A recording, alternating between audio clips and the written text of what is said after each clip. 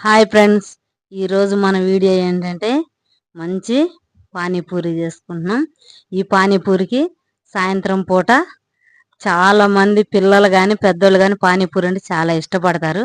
అలాంటి పానీపూరి మనం ఇంట్లోనే చేసుకుంటున్నాం. మన ఛానల్ కానీ వీడియో కానీ ఎవరన్నా కొత్తగా చూస్తుంటే వాళ్ళు సబ్స్క్రైబ్ చేసుకోండి, లైక్ చేయండి, షేర్ చేయండి. ఇప్పుడు మనము మంచి పానీపూరి ఎలా చేసుకోవాలో చూపిస్తారండి. ఇక్కడ నేను గ్లాస్ రవ్వ తీసుకున్నాను. ఉప్మా రవ్వ, సూజీ రవ్వ అంటారు, ఉప్మా రవ్వ అంటారు, సన్న రవ్వ. గ్లాస్ తీసుకున్న 2 టీ స్పూన్లు మైదా పిండి వేసుకున్నాను. కొంచెం ఉప్పు వేసాను, ఒక హాఫ్ టీ స్పూన్ కొంచెం సోడా వేసాను. దీంట్లో ఏంటంటే మైదా పిండి తక్కువ ఉండాలి, ఉప్మా రవ్వ ఎక్కువ ఉండాలి. అప్పుడే మనకి పానీపూరి మంచిగా క్రిస్పీగా బాగా పొంగినట్టు బాగా వచ్చిద్ది. ఇదంతా మంచిగా కలుపుకోవాలి. నీళ్ళు కొన్ని కొన్ని వేసేసుకొని ఈ విధంగా మంచిగా కలుపుకోవాలి.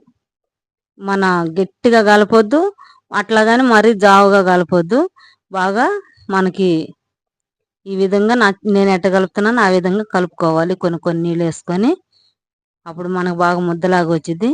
ఈ ముద్దని కొంచెం ఆయిల్ వేసుకొని పైన ఆయిల్ రాసేసి మనం తడిబట్ట కప్పేసి పక్కన పెట్టేసేయాలి. ఈ పిండి పక్కన పెట్టేసుకొని మనము ఇక్కడ నేను ఒక 3 ఆలుగడ్డలు తీసుకొని కడిగి వీటిని ఉడికించుకోవాలి. మనం ఒక పెద్ద నిమ్మకాయ సైజు అంతా చింతపండు తీసుకొని నానబెట్టుకోవాలి. మనకు ఆలుగడ్డలు అక్కడ ఉడుకుతున్నాయి, చింతపండు నానబెట్టుకోవాలి. చింతపండు నానబెట్టి పక్కన పెట్టేసుకొని ఒక పిడికెడు పుదీనా, ఒక పిడికెడు కొత్తిమీర తీసుకోవాలి. మనం ఒక 3 పచ్చిమిరపకాయలు తీసుకోవాలి. 1 ఇంచు అల్లం తీసుకోవాలి. అల్లం తీసుకునేది మంచిగా మిక్సీ పట్టుకోవాలి. ఈ విధంగా మిక్సీ పట్టుకోవాలి.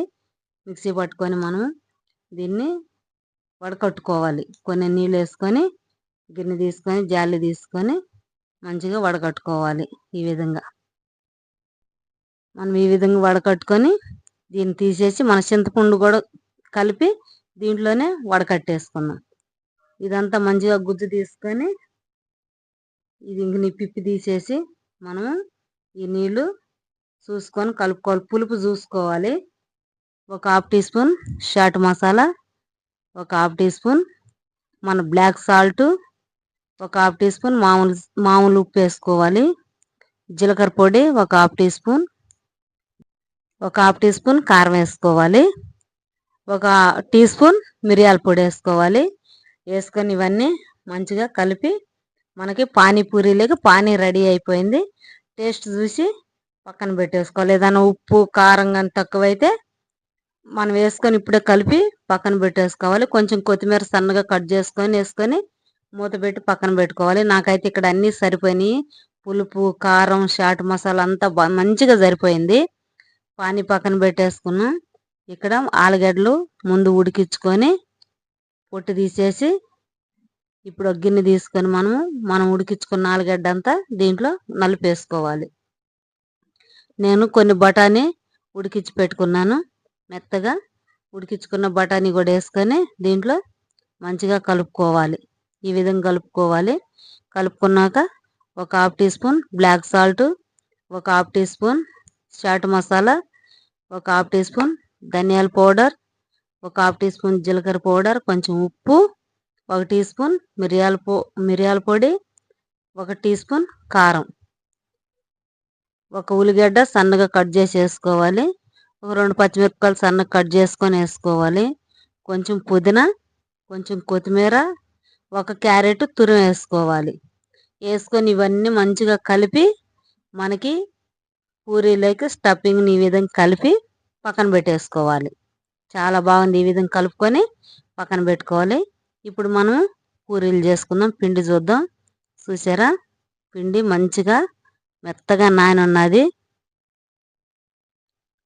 ఇప్పుడు మనం చిన్న చిన్న ఉండలు చేసేసుకొని, లేదంటే దీంట్లో నుంచి చిన్న ఉండలు చేసుకొని చేసుకోవచ్చు. లేకపోతే దీంట్లో సగం తీసేసుకొని పెద్ద చపాతీలాగా రుద్దుకోవాలి. రుద్దుకొని మనకి ఒక గ్లాస్ తీసుకొని ఇగో ఈ విధంగా సగం తీసి పక్కన పెట్టేసుకొని మిగతా సగానికి మళ్ళీ తడిబట్ట కప్పేసి పక్కన పెట్టేసుకోవాలి. మనము ముందు కళాయి తీసుకొని ఆయిల్ పోసుకొని ఆయిల్ వేడెక్కుతూ ఉంటుంది. మనం ఇక్కడ చపాతీలాగా పొడిపిండి వేసుకొని రుద్దుకున్నాం. పెద్ద చపాతీలాగా రుద్దుకొని మంచి లావుగా కాకుండా అటు సన్నగా కాకుండా మనము దీన్ని మన సన్నగా చేసామంటే పూరి పొంగదు, మన లావుగా చేసామంటే మందంగా ఉంటుంది. ఎట్లాగంటే మనం చూసి చేసుకోవాలి. ఇదిగో నా చేతిలో చూసారా, ఇట్లాగ చేసుకోవాలన్నమాట. ఇట్టుండాలి, ఇట్టుంటేనే మనకి పానీపూరి అనేది పొంగిద్ది. ఇట్లా చేసుకొని ఒక గ్లాస్ తీసుకొని మనం ఈ విధంగా మనం అన్ని చేసుకోవాలి. ఇట్లాగా మన చిన్న చిన్న పూరీలాగా ఇట్లాగా మొత్తం రౌండ్లు చేసి పెట్టేసుకొని ఈ మిగిలిన పిండి ఎగస్ట్రా ఉండే పిండి అంతా ఈ విధంగా తీసేసుకోవాలి. తీసుకొని ఆ గిన్నెలో వేసి తడిబట్ట కింద వేసుకొని ఇవి ఒక ప్లేట్లో వేసుకొని వీటికి కూడా తడిబట్ట కప్పి పెట్టాలి. ఇంకొక రౌండ్ ఇంకొక ముద్ద ఉంది కదా, ఆ ముద్దను కూడా చేసుకోవాలన్నమాట. చేసుకొని అప్పుడు మనము ఇదిగో ఈ విధంగా ఇందాక పిండి మీద ఉంది కదా, అదే బట్టని దీని మీద కప్పుకోవాలి. ఇంకొకటి కూడా చేశాను. ఈ విధంగా మొత్తం చిన్న చిన్న పూరీలు చేసుకొని మొత్తం తడిబట్ట కింద వేసుకొని అప్పుడు మనము ఆయిల్లో వేసుకోవాలి. ఈ విధంగా అన్ని పూరీలు చేసుకోవాలి.